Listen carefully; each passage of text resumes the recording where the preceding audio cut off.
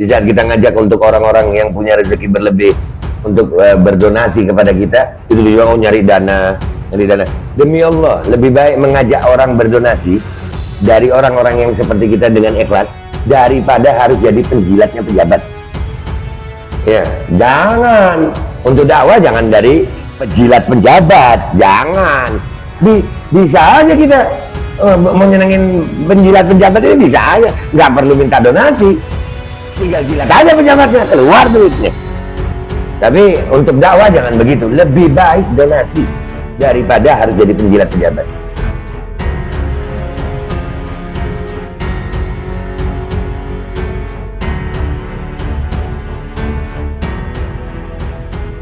Alhamdulillah, gue bersyukur, artinya masih ada umat Islam yang mau bergerak. Ya, karena yang paling utama itu bukan tentang siapa, tapi lebih ke arah mau apa gitu. Ya, dan ini dengan kalian adanya BBM ini menunjukkan insya Allah jadi tonggak awal gitu ya untuk umat Islam mau bergerak. Ya, walaupun dimulai dari yang kecil dulu. Ya kan, segala sesuatu yang besar juga dimulai dari yang kecil kok. Segala sesuatu yang besar pasti dimulai dari yang kecil, dan yang alhamdulillah gue bersyukur banget sampai akhirnya pertama gue masuk di Malang organisasi mau masuk BBM ini gue.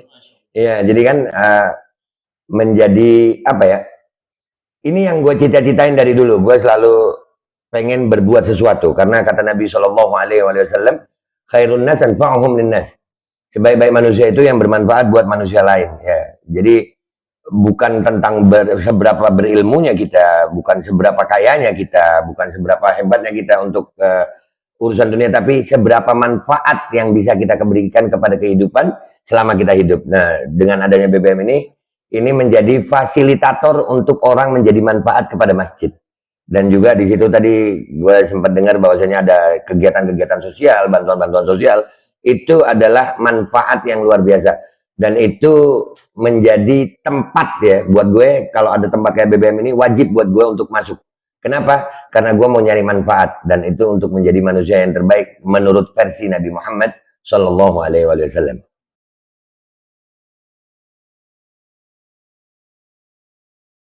Ada, tapi di Kalimantan Timur ada. Di Kalimantan Timur ada.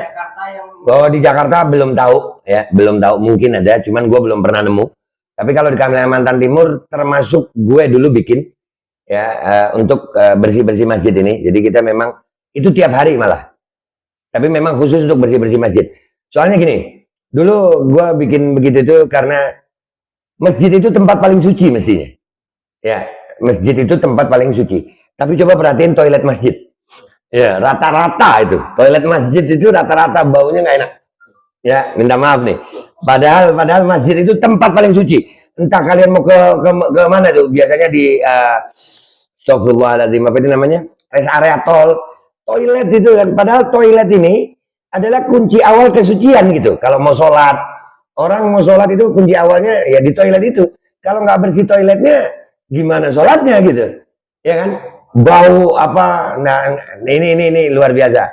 Jadi gue berharap ya BBM ini bisa benar-benar menjadikan masjid itu citra bersihnya itu beneran gitu. Ya, jangan cuman ruangannya bersih tapi toiletnya kotor ya. Gimana? Berawal dari sesuatu yang kotor akan masuk ke bersih nih. Ya kalau toiletnya kotor ya kotor dah. Ya, paling penting itu toilet. Luar biasa. Jadi kalau ada komunitas bersih-bersih masjid begini, luar biasa. Gitu. Jadi menurut Nabi ini yang berikutnya dengan komunitas BBM 68 ini adalah sebuah wadah untuk dakwah. Manakala dakwah itu kan identik dengan seorang ulama, seorang kiai, seorang ustaz. Ya.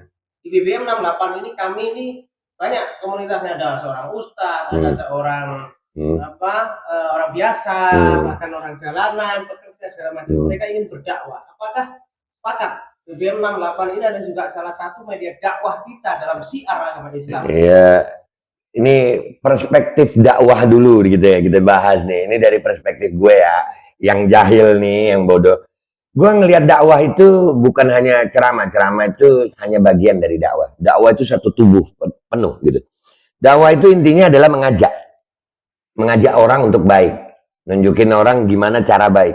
Kalau mau dianalogikan dakwah itu, gue suka menganalogikan dakwah itu kayak kernet bis. Itu kalau umpamanya dari Malang ke Surabaya itu umpamanya ada kernetnya kan berdiri, ya dia berdiri, dia teriak-teriak, ayo Surabaya, Surabaya. Dia nggak peduli nih orang mau kemana, pokoknya diajak dulu, mau ikut syukur nggak ikut syukur, ya kan?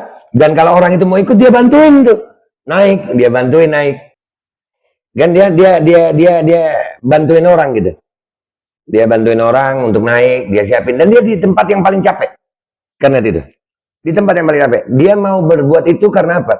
Dia berharap gaji dari perusahaan bisnya. Nah, orang yang dakwah itu ya seperti kernet. Gimana caranya mengajak orang ke jalan Allah Subhanahu wa taala. Ini komunitas dakwah yang paling keren. Karena tidak hanya menyampaikan ilmu tapi juga berbuat. Ini syiar yang luar biasa. Dan nggak harus ustadz.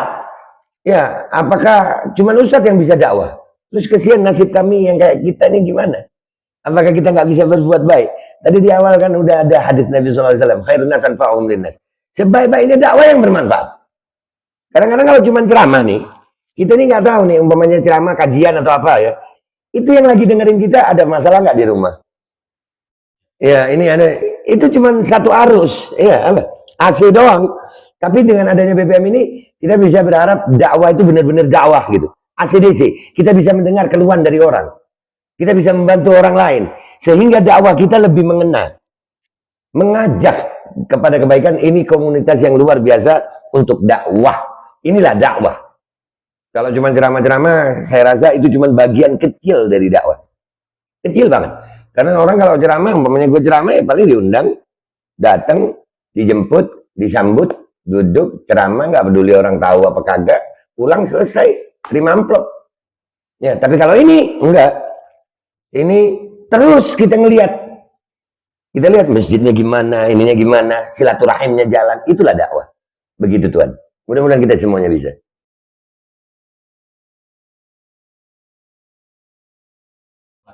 Ya.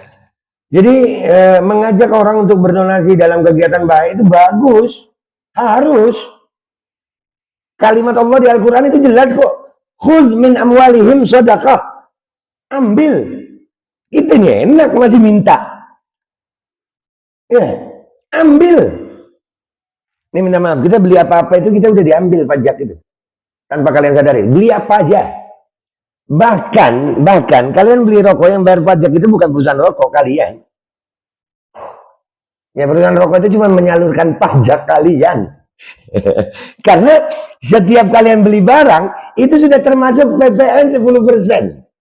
Artinya yang bayar pajak siapa itu? Kita kan diambil.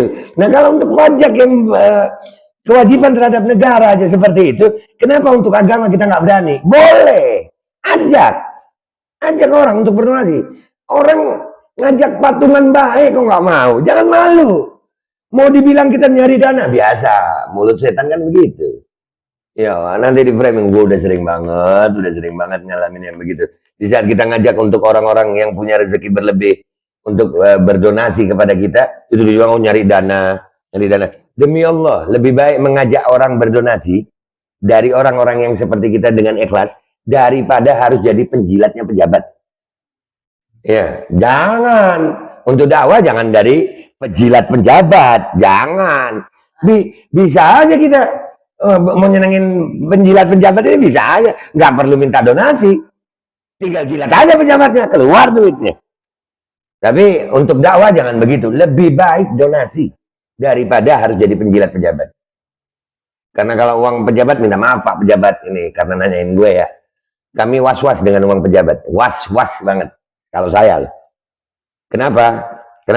Takut kemakan uang rakyat juga di situ. Ya, dan itu akhirnya mengotori dakwah kita nantinya.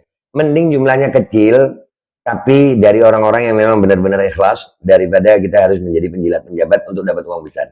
Wallahu a'lam. Boleh minta donasi, ajak orang, boleh lah, bagus malah. Ngajak orang baik, termasuk dakwah itu. Saya dulu pernah ada cerita sedikit. Saya dulu kalau diundang, ya itu termasuk yang nggak mau nerima gitu. Nggak mau nerima, dikasih nggak mau gitu. Saya kira itu udah bagus banget gitu, merasa ikhlas gitu. Untung ada guru gitu ya. Mudah-mudahan guru. Ini pas hari guru juga nih ya. Mudah-mudahan guru-guru kita umur panjang sehat afiat. Jadi waktu itu guru saya bilang begini. Dapat amplop, katanya begitu. Saya jawab nih sama guru. Enggak, Beb, saya tolak. Oh, jadi ente merasa ikhlas ya? Alhamdulillah, Beb, lagi ngelatih. Saking ikhlasnya ente menolak menghilangkan kesempatan orang dapat pahala dari ente ya. Itu kayak dipukul gue. Jadi kan orang mau ngasih nih. Saya tolak nih. Hilang dong kesempatan dia untuk berbuat baik. Tahu nggak maksudnya? Ya, jadi dari mulai situ apa ya? Ikhlas itu ternyata bukan tidak menerima apa-apa, tapi menerima apapun yang dikasih, walaupun sampai nggak menerima apa-apa. Jadi kita cuma berusaha aja. Ya. Jadi boleh mengajak orang baik. Jangan menutup orang lain untuk berbuat baik. Bahkan membuka kesempatan orang lain untuk berbuat baik. Kalau ada orang yang berdonasi kepada BBM, kira-kira dia dapat pahala nggak? Dapat. Lebih besar mana? Pak, nilai pahala sama nilai uangnya? Pahalanya. Kalau memang dakwah, kita mau ngejar nilai pahala atau nilai dakwah? Pahala. Ya, atau nilai uang. Pahala yang kita kejar. Jadi buka kesempatan untuk orang dapat pahala lewat harta mereka. Wallahu a'lamu bishawab. Terima kasih.